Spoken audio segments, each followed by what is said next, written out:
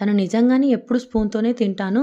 But first time ఈరోజు ఎందుకో చేత్తో బిర్యానీ తినాలనిపిస్తుంది. ఎవరైనా తినిపిస్తే బావుంటుంది అన్నాడు. లేదు అంటే నేనే ఏదోలా తింటాను అన్నాడు. వెంటనే అక్కర్లేదులెండి అని హ్యాండ్ వాష్ చేసుకొని వచ్చి రానాకు తినిపిస్తుంది. బేబ్ నీ హ్యాండ్‌లో ఏదో మ్యాజిక్ ఉంది. చాలా బాగా ప్రిపేర్ చేశావు ఫుడ్ అన్నాడు. తినిపిస్తూ మధ్యలో చిన్నగా కన్నీళ్లు పెట్టుకొని నేను ఫిష్ మాత్రం తినిపించలేను. నాకు అందులో ఉన్న ముళ్ళు కనిపించవు కదా! తీయలేను అంది. అప్పుడు రానా నేను చేపల్ని మింగేసి తిమింగలాన్ని. బేబ్ నన్ను ఈ చేపల్లో ఉన్న చిన్న ముల్లు ఏం చేస్తుంది? ఏం కాదు తినిపించు అన్నాడు రానా. అతను అన్నట్లుగానే ఫిష్ కూడా చిన్న చిన్న ముక్కలు చేసి చేతితోనే తడుముతూ తనకు దొరికిన ముళ్ళను తీస్తూ రానాకి తినిపిస్తుంది. అంతేకాకుండా ఒక ముళ్ళు వచ్చి నేత్ర చేతిలో గుచ్చుకుంది. అబ్బా అని అరిసేలోపు ఆమె చేతిలో ఉన్న ప్లేట్ నేలపాలు అయింది. అంతే వెంటనే మంగమ్మ ఇంకోసారి ఇంట్లో ఇలాంటి ఫిష్ ఉంచావంటే చంపేస్తాను. ఎవడు నిన్ను ఫిష్ వండమన్నాడు?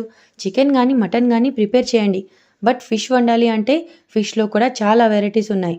నేను చెప్పి మన ఎక్స్‌పోర్ట్ కంపెనీతో ఓన్లీ ఇక నుంచి ఇంటికి సాల్మన్ గానీ, టూనా గానీ పంపించమని అంటాను. అవి వితౌట్ ముళ్ళు. అర్థమైందా? అన్నాడు. అంతే నందిత మళ్ళీ షాక్‌కి గురైంది. అతను ప్రేమను చూస్తుంటే ఏదో ఒక సముద్రం లాగే ఉంది. చాలా ఆనందపడింది. అంతే నాకింక చాలు అంటూ లెగుస్తున్నాడు రానా. ప్లీజ్ కేక్ కూడా చేశాను అంటూ తనే దగ్గరుండి స్పూన్‌తో తినిపించింది. రానా షాక్ అయ్యాడు. అసలు ఎలా సాధ్యం? ఒక కంటి చూపు లేని అమ్మాయి ఇవన్నీ ఎలా చేయగలుగుతుందని మనసులో అనుకుంటూ బేబీ ఇవన్నీ ఎలా నేర్చుకున్నావు? అని అడిగాడు. యాక్చువల్‌గా మా అమ్మ ఉండగానే తనతో పాటు కిచెన్‌లో అన్నీ నేర్చుకునేదాన్ని. మా డాడీతోటి బానే టైం స్పెండ్ చేసేదాన్ని. సో, నాకు పెద్దగా రాని పనులు అంటూ ఏమీ లేవు. బట్ నా కళ్ళు చూపు పోయిన కొత్తలో కొంచెం టఫ్ అయింది. బట్ మా తాతయ్య, అమ్మమ్మ ఇచ్చిన సపోర్ట్ తోటి నేను అసలు ఒక బ్లైండ్ అమ్మాయిని అని అంటేనే ఎవ్వరు నమ్మలేని విధంగా పెరిగాను. నాకు రాని పని అంటూ ఏదీ లేదు. బట్ కొన్ని కొన్ని పనులు చేయలేక చేస్తూ ఉంటాను అంటూ కళ్ళ చివర కన్నీరు కార్చింది. అంతే ఆమెను అలాగే లాగి కూర్చోబెట్టుకొని తన ల్యాప్ మీద టీయర్స్ తుడుస్తూ ఇవి ఎప్పుడూ నీ కంట్లో కనిపించకూడదు అన్నాడు. అంటూ అతని కేక్ తినిపించు అన్నాడు.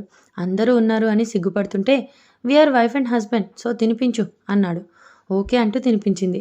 అతని ప్లేట్లో బిర్యానీ వడ్డించుకొని తినిపిస్తున్నాడు. ఫస్ట్ మొహమాటంగా అక్కడ ఉన్న వాళ్ళందరినీ చూస్తూ మళ్ళీ వద్దు అంది.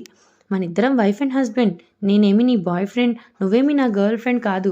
నువ్వు ఎదవ సిగ్గులు పోవటానికి మాట్లాడకుండా నోరు తెరువు అన్నాడు. అంతే అతని గొంతుకు భయపడి నోరు తెరిచింది. ఏ చేప అయితే ఆమె చేతుల్లో గుచ్చుకుందో అదే చేప